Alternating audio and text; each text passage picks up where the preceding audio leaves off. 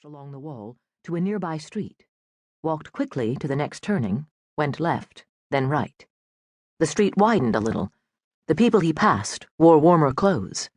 He ducked into an alcove and pulled off the ragged jacket that had concealed his own unpatched shirt and tunic, folded the ragged one into a tidy bundle, and tucked it under his arm.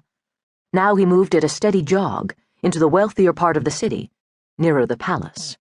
Finally, he turned into a gap between buildings, found the trap door he sought, and went below ground again. In the cellar of a tall house, within a few minutes of the palace gates, he gave a coded knock. A hard-faced man with a spiked billet opened the door. "What do you want, rat?" the man asked. "For Duke Barakai's hand only," the boy said. "From the horned chain." "I'll take him," another man said, stepping out of looming shadows. He wore the red and black of Liart, and the horned chain was about his neck. "Come, boy."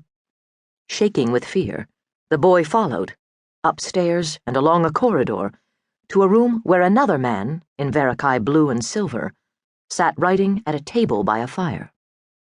"I am Duke Barakai. You have a message for me? Give it." The boy seemed to choke, and then, in a deep voice not his own, spoke the words Liart's priest had bade him say. "The man is free, and his companions. The paladin is ours. Without her aid, he can be taken. He must not reach Lianya alive." "He will not," Duke Barakai said. "Is there more?" The boy dug into his tunic and pulled out a folded paper. Barakai took it and read it. "Well," he said, with a glance at the man in red and black, "it seems we must return this boy with our answer." He wrote on the reverse of the message, folded it, and handed it to the boy. "Go the way you came, swiftly." Less than a half-glass later, a man in Barakai blue rode out the south gates of Varela and turned east on the river road.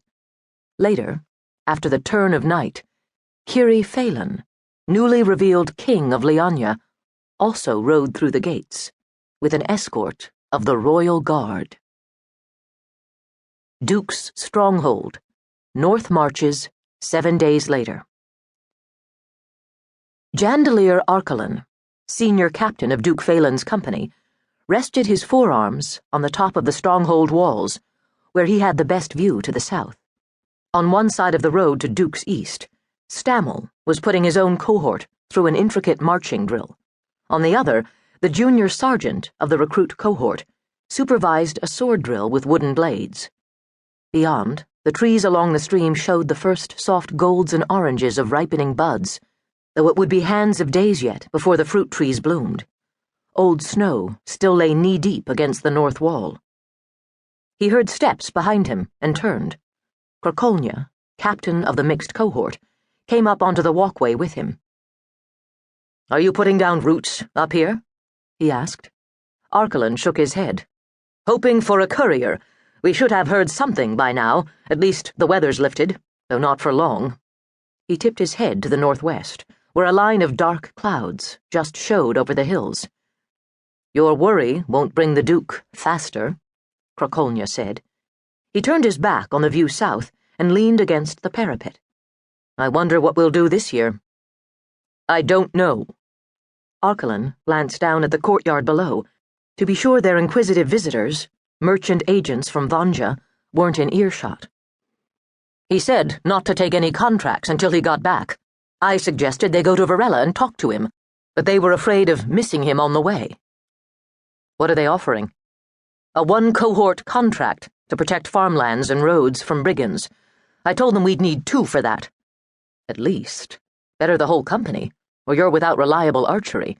Or were they planning to assign their militia to help?" "No. From what they said, they disbanded half the militia. Trade's down. But what do you think the council will say? With the trouble this past winter, the Duke can't say it's entirely safe here. Yet, we have to do something. This land won't support so many soldiers year-round." Krakolnya leaned over the parapet, watching the recruit cohort. "We've got to do something with those recruits, too. They signed up to fight, and all we've done with them is train. And he's taken their final oaths. They'll be due regular pay soon."